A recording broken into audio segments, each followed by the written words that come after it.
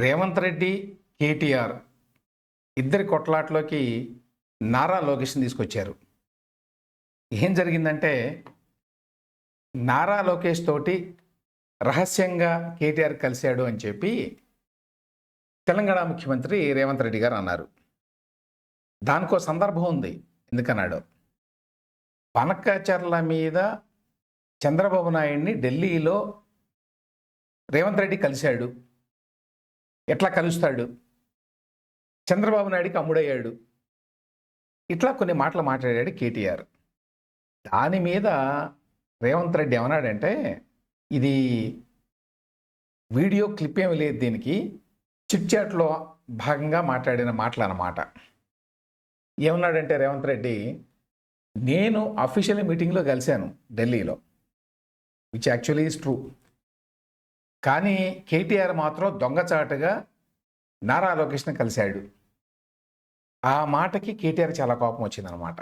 కోపం వచ్చి దానికి ఒక ఎక్స్ప్లెనేషన్ లాంటి తిట్ల దండకం ఒకటి ఇచ్చాడు ఆయన ఇవాళ.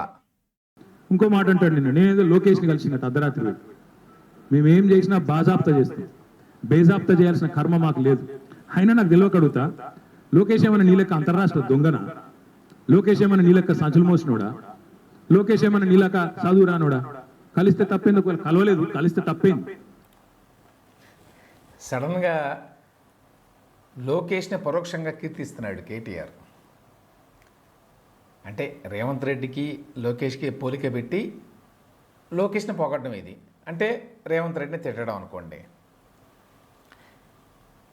నేను కలిస్తే బాజాప్తా కలుస్తా అని కదా అంటాడు కేటీఆర్. యాక్చువల్గా రేవంత్ రెడ్డి, చంద్రబాబు నాయుడు ఢిల్లీలో అఫీషియల్గా మీటింగ్లో పాల్గొన్నారు. అది బాజాప్తా కలవడమే కదా. దాని మీద కదా మీరు విమర్శలు చేసింది.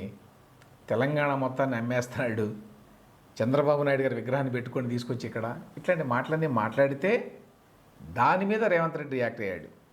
సరే, రేవంత్ రెడ్డి కూడా ముఖ్యమంత్రి స్థానంలో ఉండి కొంచెం దిగజారుడు భాషని అవాయిడ్ చేయడానికి ప్రయత్నించాలి సాధ్యమైనంత వరకు. కానీ ఆయన కూడా ఏమీ తక్కువ తినలేదు. కానీ ఆయన కంటే ఎక్కువ ఆయన మంచి భాష మాట్లాడడం లేదు, దిగజారుడు భాష మాట్లాడుతున్నాడు అని కేటీఆర్ ఇంకా బజారు భాష మాట్లాడాడు ఇందులో. ముందుగా అసలు లోకేష్ గురించి ఏమంటాడో ఇంకా విందాం. ఆయన నాకు తెలియక ఇంకో మాట అడుగుతా, పక్క రాష్ట్ర మంత్రి, యువకుడు, నాతో డెఫినెట్గా సత్సంబంధాలు ఉన్నాయి, ఇద్దరం కూడా ఫ్రెండ్లీగా ఉంటాము, కలవలేదు, కానీ కలిస్తే తప్పేంది నాకు తెలియక అడుగుతా. అయినా మీ పెద్ద బాసు చంద్రబాబు కొడుకే కదా, నేను ఏదో గూండానో దావుద్ ఇబ్రాహింనో చీకట్లో కలిసినట్టు డైలాగులేంద్ర హౌలా. నేను అడిగింది ఏంది? హౌలా హౌలా అంటే స్టూపిడ్ ఫెలో అన్నట్టు. కానీ సాధారణంగా ఒక ముఖ్యమంత్రి స్థానంలో ఉన్న వ్యక్తిని మామూలు సాధారణ బజారు వ్యక్తులు కూడా అట్లా అడ్రస్ అయ్యారు. కేటీఆర్ మాజీ మంత్రి, పెద్ద నాయకుడు, నెక్స్ట్ ముఖ్యమంత్రి కావాలని కోరుకుంటున్నాడు, కళ్ళగంటున్నాడు. ఎంత ఫ్రస్ట్రేషన్లో ఉన్నాడో చూడండి. హౌలా అని చెప్పి అన్నాడు. చెప్పింది నేను దొంగను కలిసిన నీలాగా, లేకపోతే నీలాగా లోఫర్ రాజకీయాలు చేస్తున్నాను ఢిల్లీలో పోయి, చీకట్లో పోయి అమిత్ షా కాళ్ళు పట్టుకొని, చీకట్లో పోయి మోడీ గారి పాదాలకు ప్రణమిల్లి చిల్లర రాజకీయం చేస్తున్నానా? పక్క రాష్ట్ర మంత్రి, యువకుడు, నాకు తమ్ముళ్ళు అంటాడు, కలిస్తే కలుస్తా, కానీ నేను కలవలేదు. దానికి ఏదో పెద్ద ఈయనేదో గొప్ప విషయం కనిపెట్టినట్టు. ఆయన నాకు తెలియక అడుగుతా, పాలన గురించి తెలుసుకోవాలంటే మమ్మల్నే కలుస్తారు బీఆర్ఎస్ వాళ్ళు, దోపిడీ గురించి తెలుసుకోవాలంటే నిన్ను కలుస్తారు. సో కేటీఆర్ని మమ్మల్ని కలుస్తారు అంటే లోకేషే కలిశాడని. ఇన్ని ఎందుకోసం అంటే పాలన గురించి తెలుసుకోవడానికట. పనిలో పనిగా తనని, తన పార్టీని, తన పార్టీ నడిపిన ప్రభుత్వాన్ని పొగుడుకోవడం అన్నమాట. ఆయన నన్ను కలిస్తే నీకేం నొచ్చింది? ఆయన నన్ను కలిసినా నీకేం బాధ అవుతుంది? నాకు అట్లా తెలియక అడుగుతా. నేనేమంటున్నా అంటే, ఈ చిల్లర పనులతోని ఎన్ని రోజులు టైం పాస్ చేస్తావు? ఇంకెన్ని రోజులు ప్రజలు ఇవాళ ఆగం చేసే ప్రయత్నం చేస్తున్నావు? అసలు నిన్న రేవంత్ రెడ్డి గారు ఎందుకు మాట్లాడండి పనికి మాలిన మాటలు? ఎందుకు అంటే ఒకటే కారణం, దొరికిపోయిండు. ఇందాక నేను చెప్పిన కదా, దొంగతనం చేయడం మళ్ళీ దొరికిపోవడం ఈయన స్పెషాలిటీ. 48 గంటల ముందు డైలాగులు కొట్టిండు, నేను రానే రాను, ఆంధ్ర వాళ్ళు మీటింగ్ పెట్టినారు, ఆంధ్ర ప్రభుత్వం వాళ్ళ చేతుల్లోనే వాళ్ళ చేతుల్లోనే కేంద్ర ప్రభుత్వం కూడా ఉంది. మరి నేను రాను, చంద్రబాబు పిలిచినా బనకచెర్ల గురించి అయితే నేను రాను అని డైలాగులు కొట్టినాడు, లీకులు ఇచ్చినాడు, లీకు వీరుడు. ఇచ్చిన తర్వాత 24 గంటల్లో ఏం మారిందో తెలియదు, 24 గంటల్లో ఏం జరిగిందో తెలియదు. ఠకామని ఢిల్లీలో తేలింది. ఢిల్లీలో తేలిన తర్వాత స్పష్టంగా దొరికిపోయినాడు. ఈయనేమో బనకచెర్ల ప్రస్తావనే రాలేదంటాడు. ఆంధ్ర మంత్రి గారు రామానాయుడు గారు బయటకు వచ్చి మొట్టమొదటి ఎజెండా అంశమే బనకచెర్ల. బనకచెర్ల గురించి కూడా కేటీఆర్ ఎంత మిస్రిప్రజెంట్ చేశాడు చూడండి. అసలు అక్కడి నుంచే మొదలైంది కదా ఈ గొడవ అంతా. ఢిల్లీలో మీటింగ్ పెట్టింది రేవంత్ రెడ్డి కాదు, లేకపోతే చంద్రబాబు నాయుడు కాదు. ఆ మీటింగ్ పెట్టింది కేంద్ర ప్రభుత్వం, కేంద్ర జలశక్తి మంత్రి ఆధ్వర్యంలో నడిచింది. అది తెలంగాణ ఆంధ్ర రాష్ట్రాల మధ్య ఉన్నటువంటి నీటి సమస్యలకు సంబంధించి జరిగిన సమావేశం. అది స్పెసిఫిక్గా బనకచెర్ల గురించి కాదు. బనకచెర్ల గురించి కనుక మీటింగ్ పెడితే నేను రాను అని రేవంత్ రెడ్డి అన్నాడు. తెలంగాణ ప్రభుత్వం ప్రకటన చేసింది. అది కూడా కరెక్ట్ కాదనుకోండి, అది వేరే విషయం. ఢిల్లీలో సమావేశం పెడితే బనకచెర్లను అపోజ్ చేస్తే తెలంగాణ ప్రభుత్వం కావచ్చు, రేవంత్ రెడ్డి కావచ్చు వెళ్ళి అక్కడ చెప్పాలి ఆ మాట. నేను రాను అంటే అట్లా కుదరదు.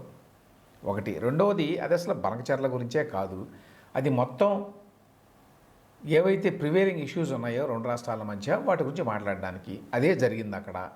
ఆ తర్వాత ప్రెస్ ఇన్ఫర్మేషన్ బ్యూరో వాళ్ళు ఒక ప్రెస్ నోట్ కూడా ఇచ్చారు. ఆ ప్రెస్ నోట్లో కూడా నిజానికి ఎక్కడా బనకచెర్ల అని లేదు. నిమ్మల రామానాయుడు చెప్పిన మాట మీద అంత నమ్మకం అన్నమాట. నిమ్మల రామానాయుడు ఏంటి బనకచెర్ల కూడా ఉన్నది అందులో అని అన్నాడు. ఎలా అన్నాడు ఆయన? మొత్తం ఇష్యూస్ మీద ఏవైతే పెండింగ్ ఇష్యూస్ ఉన్నాయో వాటి మీద ఒక కమిటీ వేయాలని చెప్పి నిర్ణయించారు. అందులో బనకచెర్ల కూడా వస్తుంది అన్నాడు ఆయన. ఆ మాత్రానికే కేటీఆర్ రెచ్చిపోయి బనకచెర్ల ప్రాజెక్టుకు ఒప్పేసుకున్నాడు రేవంత్ రెడ్డి, తెలంగాణను అమ్మేశాడు అని చెప్పి అడ్డగోలుగా మాట్లాడచ్చా? రేవంత్ రెడ్డి అడ్డగోలుగా మాట్లాడుతున్నాడు, బజారు భాష మాట్లాడుతున్నాడు అని చెప్పి కేటీఆర్ అవే మాట్లాడుతున్నాడు మళ్ళీ. ఆయన అంతకుముందు ఇంకా మాట్లాడిన మాటలు వింటే ఎంత చిల్లరగా ఉన్నాయో చెప్పడానికి వీల్లేదు. నేను అందుకే అంటా ఉన్నా, నువ్వేదో వాగావు కదా నేను డ్రగ్స్ బిగ్స్ అని. దమ్ముంటే మగాడివైతే బయటికి వచ్చి పత్రికల్లో మాట్లాడు, నువ్వే ముఖ్యమంత్రి, నువ్వే హోంమంత్రి, ఏం ఆధారం ఉందో పెట్టు. అంతేగాని ఒక దొంగలాగా నీకు అలవాటైన పని చీకట్లో కూర్చొని 10 మందితో ఒకటి చెవులు కూడా కొరుక్కొని పనికిమాలిన మాటలు మాట్లాడుతూ టైంపాస్ చేయకు. ఇక్కడ రేవంత్ రెడ్డి గారు ఈ డ్రగ్స్ గురించి ఏదో మాట్లాడట, అది కూడా చిట్ చాట్లో. అందుకనమాట చెవులు కొరుక్కోవటం ఇదంతా ఆయన అనేది. చిట్ చాట్లో కూడా రేవంత్ రెడ్డి ఎటువంటి ఆధారాలు లేనటువంటి ఆరోపణ చేయకూడదు. కేటీఆర్కి డ్రగ్స్కి సంబంధం ఉంటే ప్రభుత్వంలో ఉన్నది రేవంత్ రెడ్డి కాబట్టి ఆయన విచారణకు ఆదేశించాలి, ఇన్వెస్టిగేషన్ చేయాలి, ఏదైనా ఉంటే కేసు పెట్టాలి. అంతేగాని చిట్ చాట్కి పిలిచి రిపోర్టర్స్ అందరినీ డ్రగ్స్కి ఈయనకి సంబంధం ఉన్నది అని చెప్పి ప్రతిపక్షంలో ఉన్న వాళ్ళ మాదిరిగా మాట్లాడకూడదు. అట్లా మాట్లాడడం ఆయన తప్పే. దానికి ఈయన రెస్పాన్స్ కొంచెమన్నా హుందాగా ఉండవచ్చు, అది నిజంగానప్పుడు. కానీ ఎంత ఫ్రస్ట్రేటెడ్గా మాట్లాడుతున్నాడో చూడండి కేటీఆర్. ఇంకొక మాట కూడా అడుగుతా ఉన్నాను, ఈ శవాల మీద పేలాలు ఏరుకోవడం ఏంది నాకు అర్థం కాదు. ఎవరో చనిపోతే దుబాయ్లో దాన్ని నాకంట కట్టడం ఏంది? నీ బొంద ఏమైనా జ్ఞానం ఉందా నీకు? అసలు ఏం మాట్లాడుతున్నావు? రాష్ట్ర ముఖ్యమంత్రివా లేకపోతే శవాల మీద పేలాలు ఏరుకునే దౌర్భాగ్యుడువా? నేను అందుకే అంటా ఉన్నాను, నీకు దమ్ముంటే ఆధారం బయట పెట్టు, దమ్ముంటే ఏ టెస్ట్ చేస్తావో చెయ్యి, దమ్ముంటే నీ దగ్గర ఏం ఆధారం ఉందో పెట్టు. లేదా ఈ కిట్టిపాటి ఆంటీ లాగా ప్రతిరోజు ఇళ్ళ చెవు కొరికి ఆళ్ళ చెవు కొరికి హెడ్లైన్లు మేనేజ్ చేసి మీడియాను మేనేజ్ చేసి ఎక్కువ రోజులు బతకలేవు.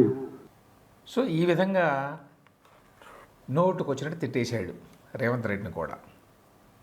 కానీ ఇంతకుముందు చెప్పినట్టు ఇదంతా దీని ఆరిజిన్ ఏంటి?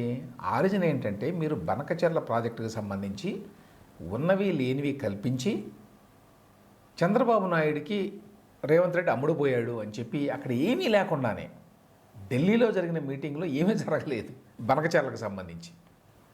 అడ్డగోలుగా మాట్లాడటమే కాదు, చూడండి ఎన్ని రకాలుగా మాట్లాడాడో. ఎక్స్లో కూడా ఎట్లా పెట్టాడో ఒకసారి చూపిస్తాను. ఇది చూడండి. ఎవరిని అడిగి నిన్న ఢిల్లీలో కమిటీకి ఒప్పుకుని వచ్చినావు? నీకు చంద్రబాబు మీద అంత ప్రేమ ఉంటే నీ ఇల్లు అమ్మి ఆయన విగ్రహం పెట్టుకో రేవంత్. అని అన్నాడు ఆయన మాటలు కూడా విన్నాం. రేవంత్ రెడ్డి అబ్బసొత్తు తాత జాగిర్ కాదు గోదావరి నీళ్లు. రేవంత్ రెడ్డి ఇష్టం వచ్చినట్టు సంతర్పణ చేస్తానంటే తెలంగాణ ప్రజలు ఊకోరు. నెల రోజుల్లో కమిటీ వేస్తా. ఎవరిని అడిగేస్తున్నావు కమిటీ? ఎవరిని అడిగి వేసినావు కమిటీ? నువ్వు చంద్రబాబు చెప్పగానే కమిటీ వేస్తావు. కమిటీ 30 రోజుల రిపోర్ట్ ఇస్తుంది. కమిటీ ఇచ్చే రిపోర్ట్ ఫైనల్ అంటావా? ఎవరికి ఫైనల్? నీకు ఫైనల్ కావచ్చు. తెలంగాణ ప్రజలకు, తెలంగాణ రైతులకు ఎట్లా ఫైనల్ అవుతుంది? నీకు అంతగానం ఉంటే నీ ఇంటి నీ ఇల్లు అమ్మి చంద్రబాబుకు విగ్రహం కట్టు. మేము వద్దంటలేము. అసలు ఈ బనకచెర్లకు సంబంధించి ఏమి జరిగింది అసలు? ఎక్కడ ఏం ఒప్పుకున్నాడు రేవంత్ రెడ్డి? ఎంత అడ్డగోలుగా, ఎంత వక్రీకరణకు పాల్పడుతున్నాడు చూడండి కేటీఆర్. జస్ట్ రెచ్చగొట్టడం అన్నమాట. ఏదో విధంగా తెలంగాణ ప్రజలను రెచ్చగొట్టాలి. దానికోసం ఆంధ్ర ప్రజల్ని బలి చేయాలి. ఇక్కడ చంద్రబాబు నాయుడు ప్రస్తావన అవసరం? అసలు చంద్రబాబు నాయుడు విగ్రహం పెట్టాలని రేవంత్ రెడ్డి ఎందుకు అనుకుంటాడు? ఢిల్లీకి వెళ్ళి కేంద్ర ప్రభుత్వం నిర్వహించిన సమావేశంలో పాల్గొంటే దానికి ఇన్ని మాటలు ఈయన అన్నాడు. అందుకనే రేవంత్ రెడ్డి రియాక్ట్ అయ్యాడు. అందుకనే రేవంత్ రెడ్డి ఆరోపణలు చేశాడు, నువ్వు లోకేష్ని కలిసావు అని. ఇక్కడేమో లోకేష్ని కలుస్తా, నాకు తమ్ముళ్ళు లాంటోడు, లోకేష్కి నాకు మంచి సంబంధాలు ఉన్నాయి అని చెప్పి నువ్వు మాట్లాడవచ్చు. కానీ రేవంత్ రెడ్డి మాత్రం చంద్రబాబు నాయుడు నాకు తెలుసు, నేను ఆ పార్టీలో పనిచేశాను, నాకు ఆయనకి మంచి సంబంధాలు ఉన్నాయి అని మాట్లాడకూడదు. ఎంత హిపోక్రసీ చూడండి ఇక్కడ, అంతులేని హిపోక్రసీ. రేవంత్ రెడ్డి మాట్లాడిన మాటలు లేక చేస్తున్న ఆరోపణలు వాటన్నిటినీ సమర్థించనక్కర్లేదు ఎవరు. అయితే అదే సమయంలో కేటీఆర్ ఎంత అడ్డగోలుగా మాట్లాడతాడు అనడానికి ఇది బెస్ట్ ఎగ్జాంపుల్.